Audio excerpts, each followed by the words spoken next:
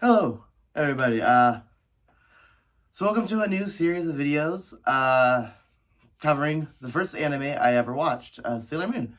So I've talked about this show once before back when I did the reviews. I talked about an episode I didn't like. We'll get to that one eventually. So what this series is going to be is essentially what the title says. It's a vlog series covering Sailor Moon. Each episode will cover one episode of Sailor Moon. And I will do a vlog episode for every episode, hopefully, assuming I decide to stick with this.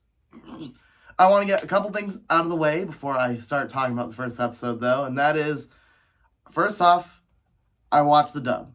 I watched the Viz dub, which I know is a bit controversial in some areas. A lot of people prefer subbed. I don't want to read when I'm watching something. It's a laziness excuse, I know. I just prefer to be able to just listen and watch.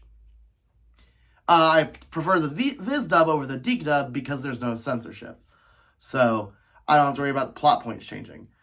In regards to this series specifically, though, this is going to be weekly for the most part. There will be times when I take a break because I am in college, and that's going to have to take priority over these little videos.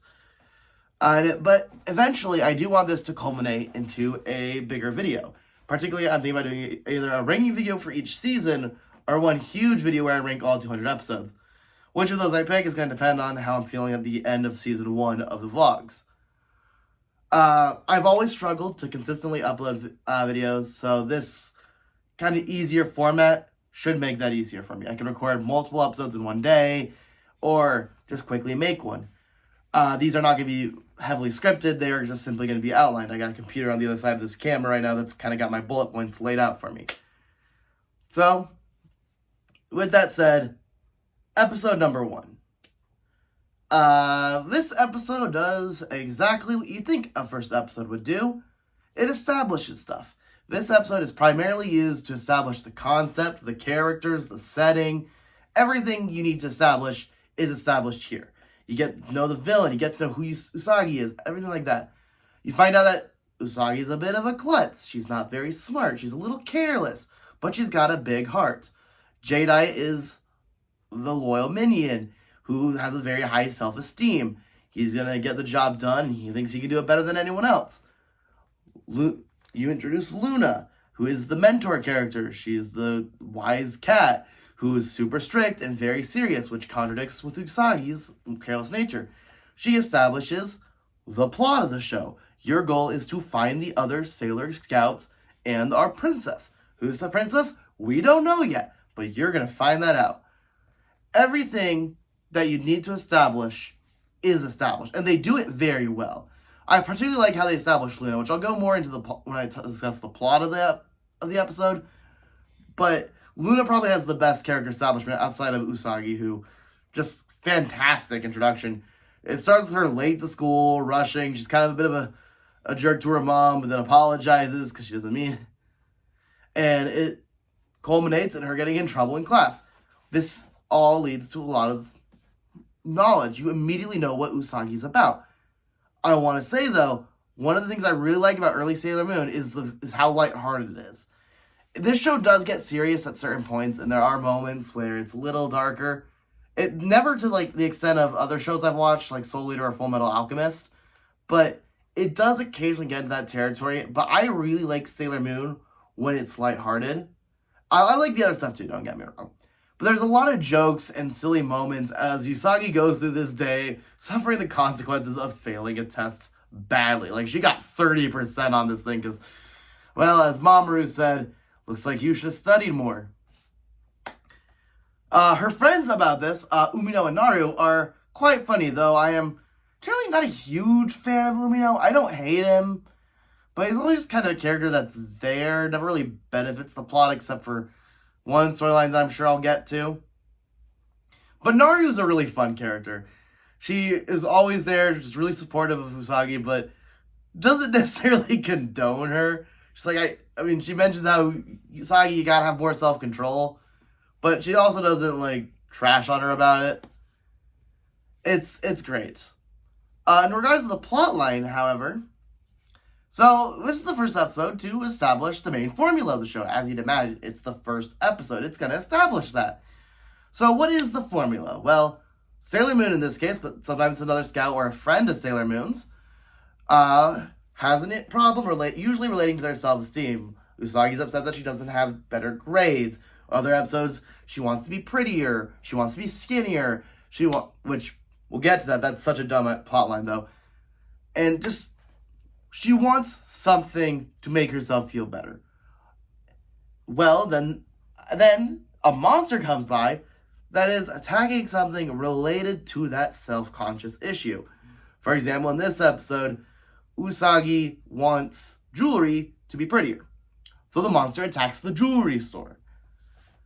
And in response, the scouts have to go fight the monster. They have a little bit of a battle, and Sailor Moon or Sailor Scouts always end up on top, usually with the one having the issue being the one to do the big event in the fighting.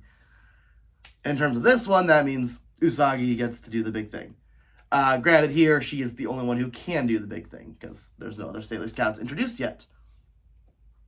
Aside from Sailor V, who's briefly mentioned, which I really do like. They really do a good job of establishing Sailor V before Sailor Venus shows up, which is good. Sailor Venus is probably my favorite scout, although I really do like Jupiter too, and Moon's really fun. It's hard to pick. Well, in regards to the plot, though, of this specific episode, it starts, like I said, with Usagi being late to school, and the entire, first third of the episode is just establishing Usagi as a character. She's late to school, fails a test, gets upset, throws paper carelessly, and helps a cat.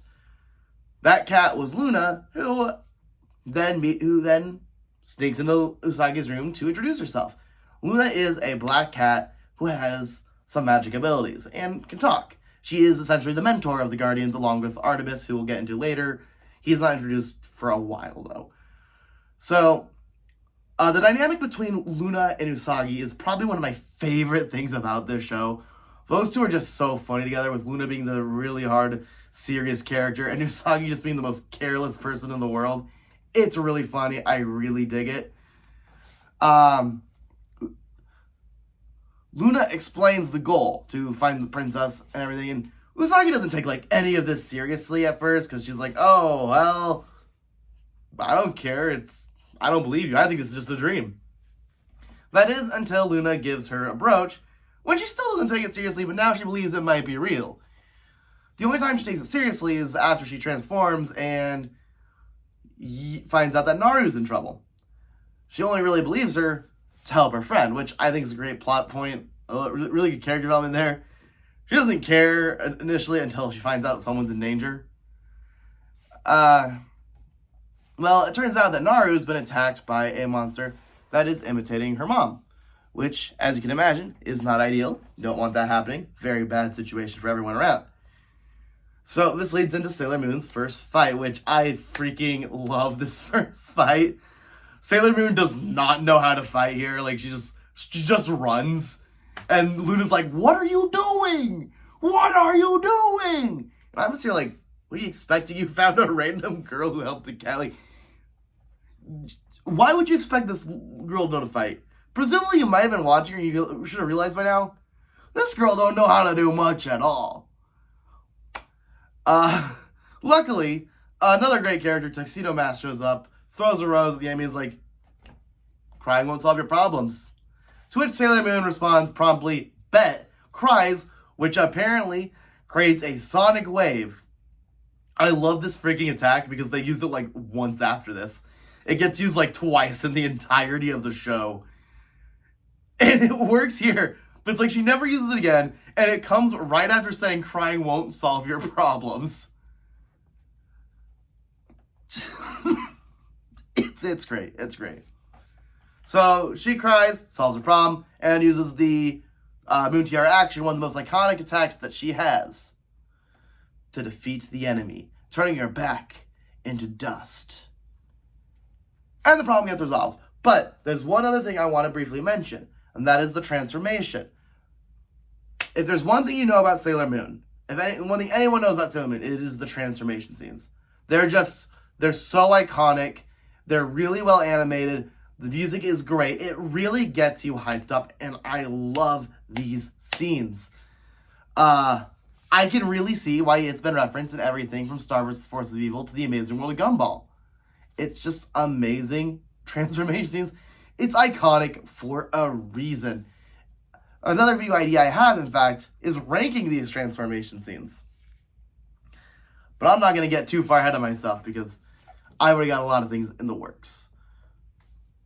So, overall, though, it's a very solid first episode. It does everything it needs to do, and while I think it could have done a bit more, had a bit more of the charming moments that the show becomes known for later on, I do think it sets up the show very well. It introduces the main characters, the formula, everything is introduced here, aside from, well, all but one of the Guardians. I really do like this first episode. Overall, I think I'd probably give it an 8 out of 10. I think an 8 out of 10 is pretty solid placement for this one. Very good, has some issues. Most notably, not really a ton happens here. I mean, it's a very simple fight as Usagi doesn't know how to fight, so the monster has to be really easy for her to beat.